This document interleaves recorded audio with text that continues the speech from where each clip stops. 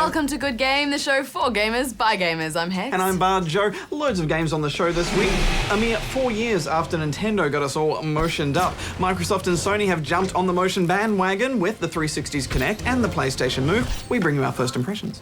And Ray's back. Hi, Ray. Well, kinda. You remember she's over in France for a year studying. Yeah, I know. We asked her to pop along to Gamescom, the biggest games convention in Europe. And if there's time, we'll try to squeeze in a look at Tom Clancy's HAWX 2. But first, can you guess the gaming tune for this week? It's a boot-up sound from a classic 90s console.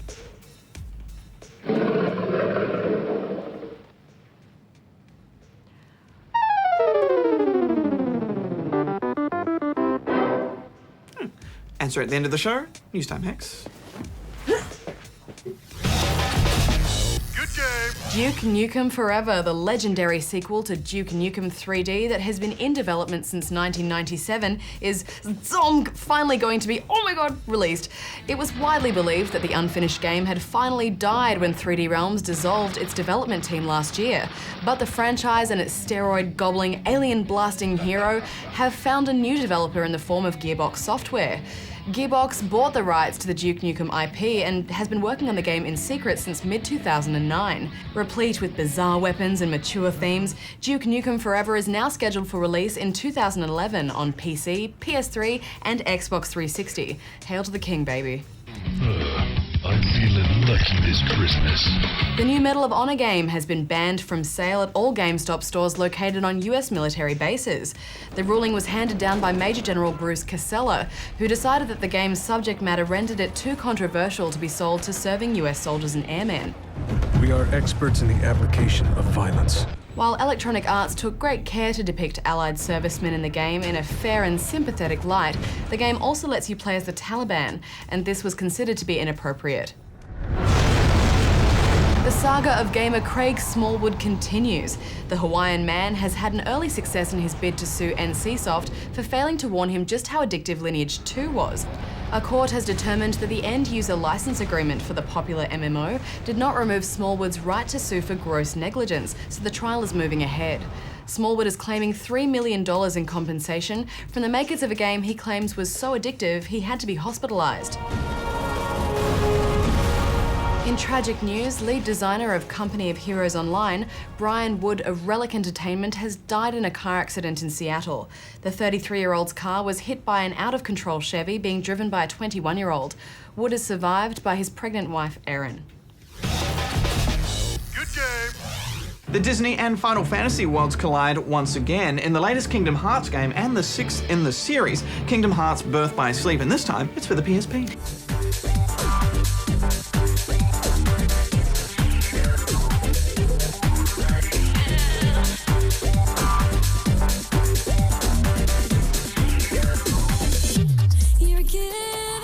Now, the last time we reviewed a Kingdom Hearts game, 358 Days Over 2, we jumped in as Kingdom Hearts noobs. So this time we had a little bit more background knowledge in the characters and the universe. Plus, Birth by Sleep is a prequel, so I thought it would be easier for us to piece things together, but I still had to do quite a bit of reading, Barjo. It takes a while to get your head around some of the story aspects of these games. Yeah, there is that familiarity with the Disney worlds and characters, though, but to understand the whole plot arc, you really have to do some research if you haven't been following from the beginning. Birth by Sleep takes place 10 years before the original Kingdom Hearts game and opens on Ventus, or Ven for short. But he looks like Roxas/Sora, which is where it starts to get a bit confusing. Well, this is basically an indication that Ventus will later become Sora, because in the Kingdom Hearts universe, a nobody is the shell that's left over when a person has been consumed by darkness, but if their will is strong enough, they'll retain their appearance. So Ventus has the body of Roxas, but is actually Sora. Well, Roxas is Sora's nobody.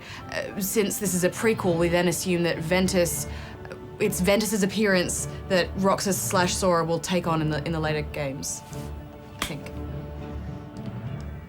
Look, let's just talk about the gameplay. Good idea. In Birth by Sleep, you begin in the land of Departure, where a trio of Keyblade-wielding friends are training to become Keyblade Masters. You're able to have a go at sparring as each character, Terra, Ventus, or Aqua, which allows you to get a feel for each combat style. You'll then be asked to choose which character's story you'd like to play through for the duration of the game.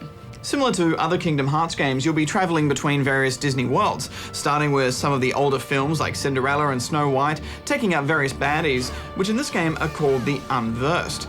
I struggle to really find a difference between the unversed and the heartless. They look similar, pop up in the same little groups in the same expected areas, but plot-wise, they seem to be creatures that have grown from negative emotions. I have to say though, Badge, I had a great time fighting them because the combat in this game is so elegant. It's absolutely beautiful. You equip special attacks called deck commands that you pick up and create throughout the game. You cycle through these commands in the D-pad and hit triangle to execute them. Circle to jump, X to attack, square performs a block or a dodge. It's easy to get the hang of and it keeps combat interesting and it looks great. I loved all those flourishes and the character's voice work. Come on. Come on. There's more to it as well. Each character has their own finishes which you can use once your command gauge has filled up after getting successful hits on an opponent, which means that your fighting style becomes quite individual, and I like that. Sometimes you'll also team up with another character to take down a baddie. Now!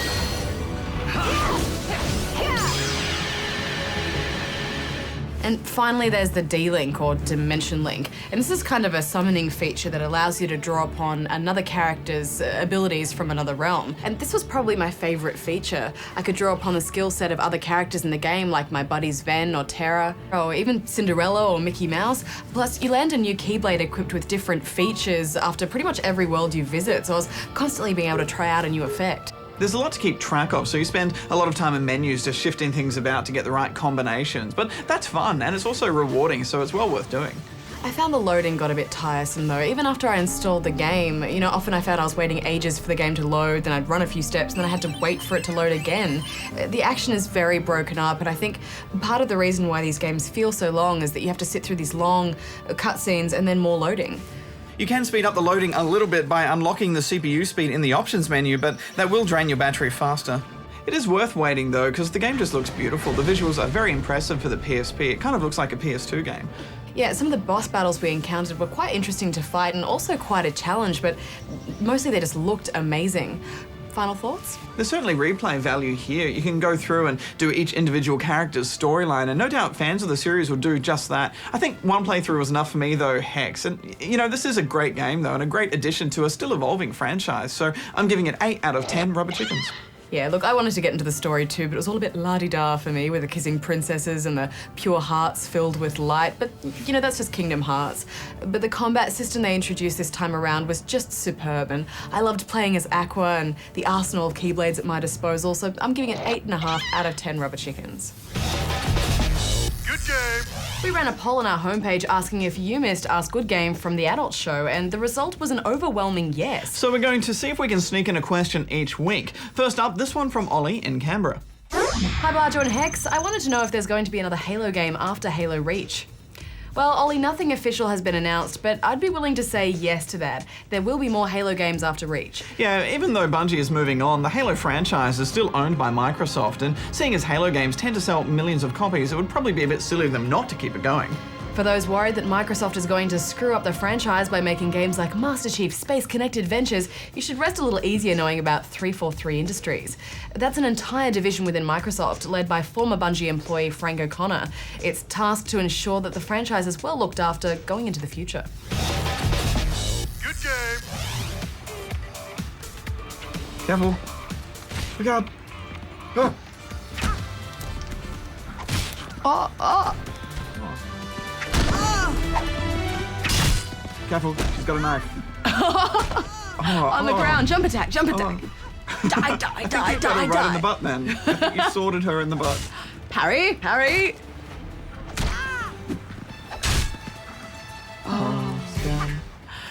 I think when the Wii came out, it really revolutionised gaming with the Wiimote, and I think we've had a bit of a love-hate relationship with it on good games. Some games were great, like Super Mario Brothers, but there were a lot of games that kind of left us feeling if it was a bit more gimmicky than a gaming device. Yes, there's a lot of shovelware on there, but there's no doubting the Wii's success. And 4 years on, both Sony and Microsoft are getting into the motion biz with the Kinect and the Move, and we've had a chance to play a bit of both of them. So let's start with the Move. PlayStation Move. We haven't tested it with any of the bigger games, like, Heavy Rain, where it's going to be implemented later, but we have had a look at the launch lineup. What did you think of the games, Hex? Just the games they're launching this with? It's all a bit uninspiring, really, and a bit predictable, I think, as well. Just party games and nothing we really haven't seen before, which is a bit of a shame. Yeah, it's, none of them really excite me. None of them make me go, oh, I've got to get a move to play this game. They're all just stuff I've seen before, except for the crazy Kung Fu Rider game, which is just, what's going on? Look at his face. The chair game, it's so weird. I can't believe it's a launch title, actually. I know.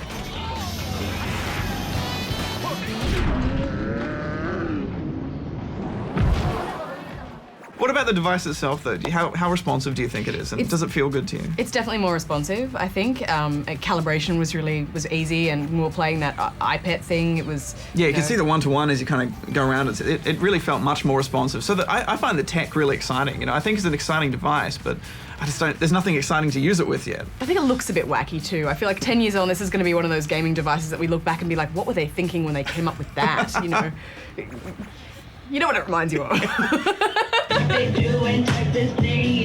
This needs some focus. Try to land it 3 times. See if you can nail it. 5, 6, 7, 8. We don't have the 360's Kinect to sit down and play with, but we both had a go. What did you think of it, H.A.W.X? It was good, although I think I was a little bit more excited about the menu system and the interface than I was about the actual games. I had a go of Kinect Adventures, Kinectimals, which is kind of like the iPad equivalent. We tickle the tiger and stuff like that, and the sports one, and it's very active, a lot of jumping. It's not like the Wii where you have the Wiimote in one hand and you can kind of sit in the couch and get away with it. You have to, you have to move your whole body. I was sweating by the end of the day. Yeah, look, it's the same kind of deal for me. The tech's kind of exciting, and at first I thought it was super laggy. When you look at the video and then you look at the person playing it, it looks laggy, but it's not. When you play it, it's actually quite intuitive. But it's the same kind of deal for me. The tech's exciting, but there's just no games out there to excite me yet. It's just nothing I can connect with, nothing that gets me going, saying, I need to connect, oh my God.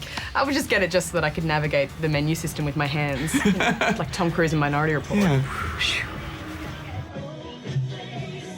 I think if we do eventually get to play some of those hardcore games they keep promising us, then maybe this is something that we could get into, but it's hard to tell now. Yeah. I guess at the end of the day, though, the more people gaming, the better, and if it brings people in, then that can only be a good thing. Yeah, unless the first game they ever play is Kung Fu Rider, because I don't think they'll ever pick up a controller again after that. Look at his face. Stupid chair game. What's going on in this game?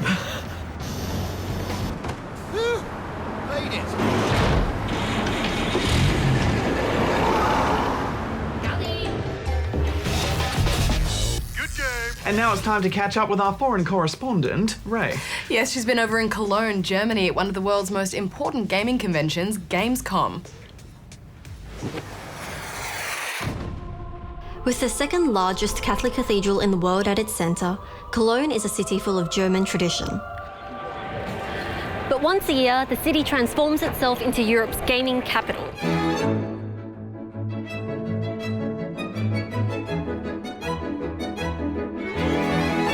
Set in the enormous Cologne Convention Centre, Gamescom is the world's largest gaming trade show, and it's here that game developers from all over the world come and reveal their latest games. Gamescom, we're showing off a segment of the game that no one has ever seen before. Honestly, it's really the unveiling of Dragon Age 2. You play a character named HAWX, and over the course of 10 years of game, we're going to kind of unveil how HAWX becomes an almost legendary figure called the Champion of Kirkwall.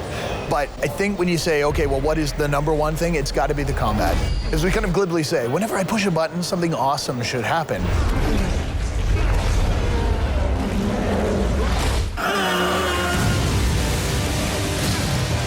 So Rage is a brand new game from id Software. If you're not familiar with id Software, we invented the first-person genre. We're about running and gunning. But the vehicle component of Rage is actually a key component in the game. We wanted the vehicles to be as approachable to first-person players as possible.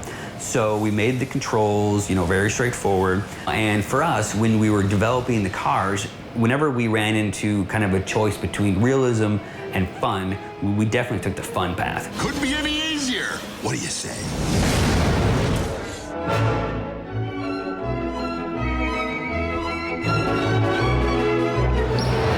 Gamescom isn't just for game developers, though. Unlike any other gaming expo, it's also open to the public, so that regular gamers from all over Europe can get their first glimpse of the future of gaming. So Enslaved is actually based on a 400-year-old novel called Journey to the West. And you probably would know that more as Monkey, the TV series, which is also based on it.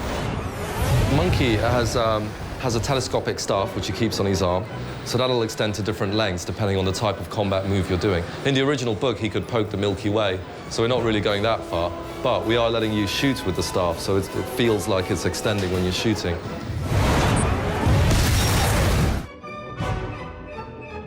Basically, LBP1 was a great story. The community made amazing stuff, but there was some limitation, and we basically need to release the beast, you know.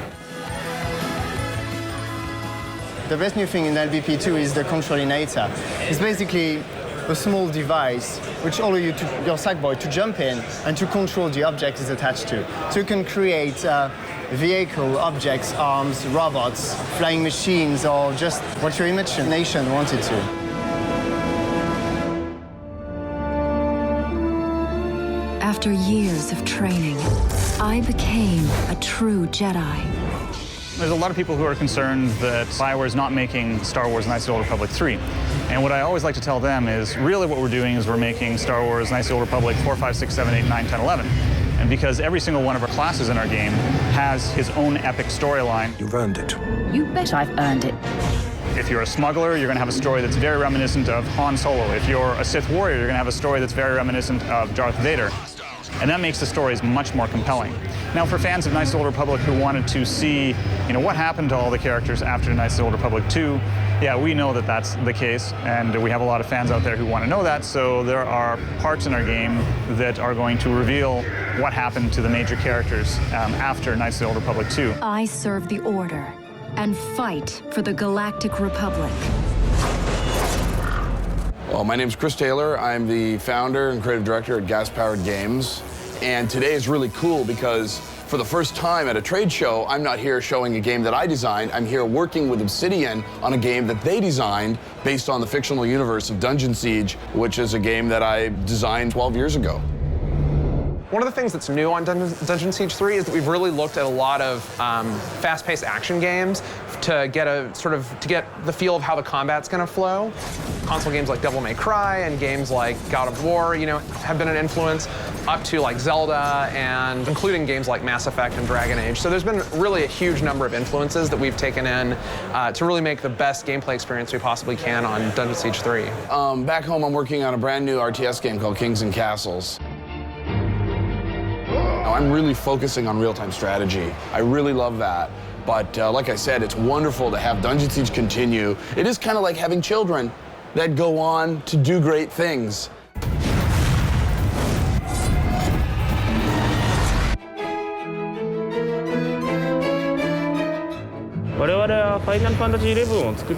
One of the popular features in Final Fantasy XI was the job system, which allowed players to switch their jobs and enjoy the game for a long time. So we decided to enhance that feature for Final Fantasy XIV. We've introduced a system called Armory System. This system allows players to switch their classes by changing the equipment they're holding. On the other hand, something that we wanted to improve or change from Final Fantasy XI was the difficulty of the game. So this time, we decided to make it more accessible.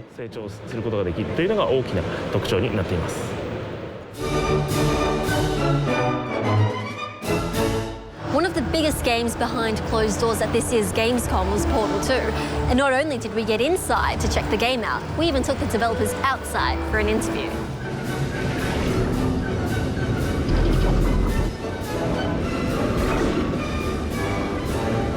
So with Portal 2, we're trying to make a much larger game. The first game was something of an experiment to just see if this gameplay type resonated with gamers. Portal is, still fundamentally this game where you connect two spaces together. So we started to look at what are the different ways that you can connect space or move physical objects around in space. So some of the new gameplay elements that we've rolled out here at the show are the repulsion and the propulsion gels, which you're able to put down on any surface to allow you to go faster or to bounce or jump super high. We're also introducing these things called faith plates, which are like these giant flings that send you through the air or can send objects through the air. Part of that is kind of a reward for customers that had so much fun with movement in Portal 1. And then we also have these funnels that allow you to move yourself and the gels and anything you want. That one's definitely a real brain bender for people, or at least in playtesting we found that. It opens up a whole different kind of game for people. We think people are going to love it. Another game that was impossible to ignore was Part 3 in the HAWX series, which got its first demo right here at Gamescom.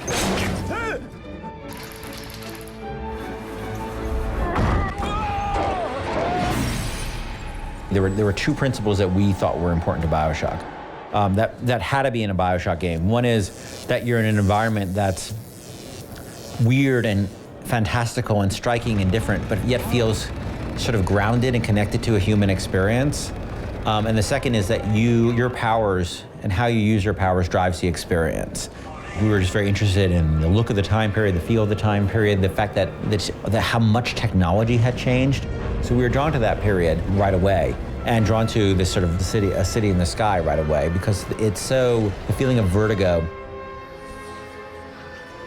the sense of scale, and the kind of encounters you can have, the kind of combat experience you could have would be so different than any other BioShock game. Yet to bring those BioShock tool set to such a different environment just really excited us. By the end of this year's Gamescom, more than 300 developers and over 250,000 gamers will have seen the future of gaming. Now, if you'll excuse me, these games aren't going to play themselves.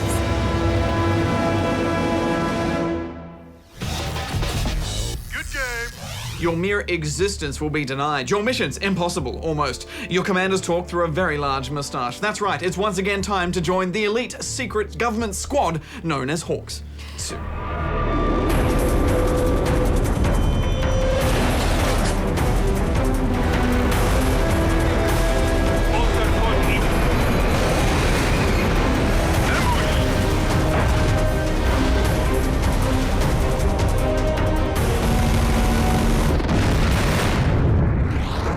Some Russian-owned nuclear weapons go missing, but after that it's a struggle to follow anything plot-wise.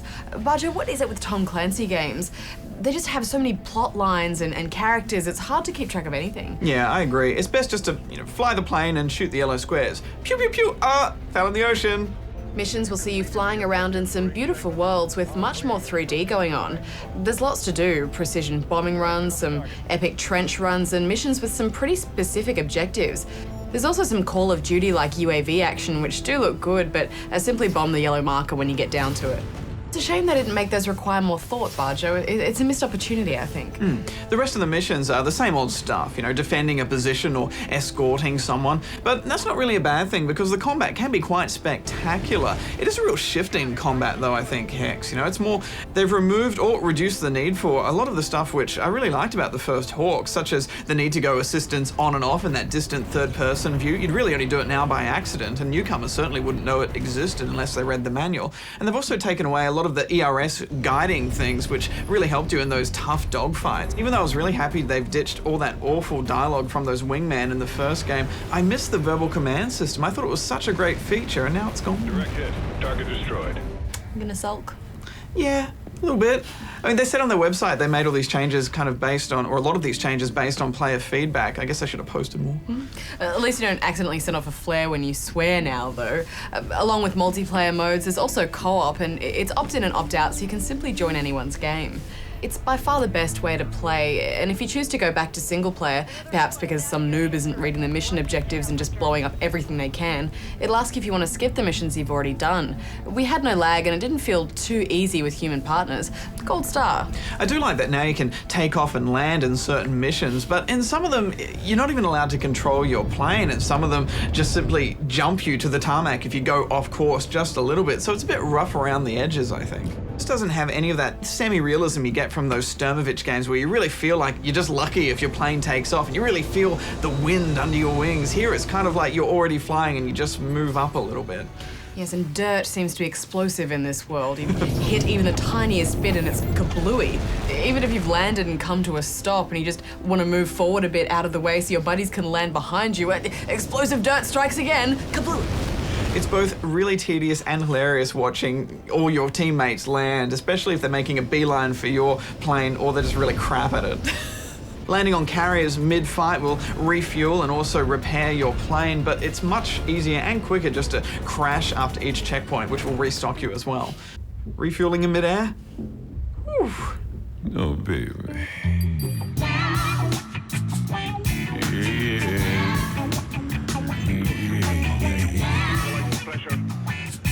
I think the AI is better than the first game, Barjo. Enemies will now let off a lot more flares, making them tougher to take down, and it forces you to choose your moments to fire off your limited supply of ammo.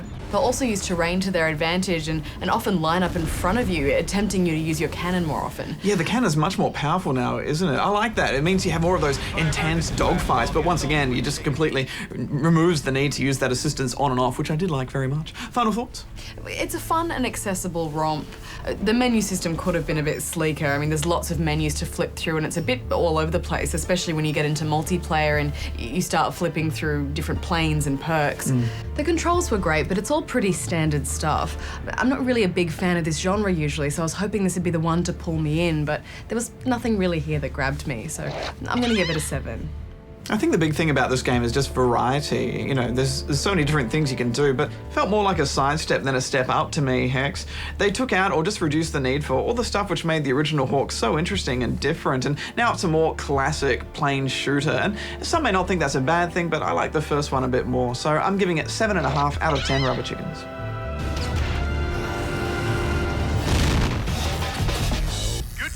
We played a console boot-up melody at the start of the show, but could you name it? It was, of course, the smooth growl of the Jaguar.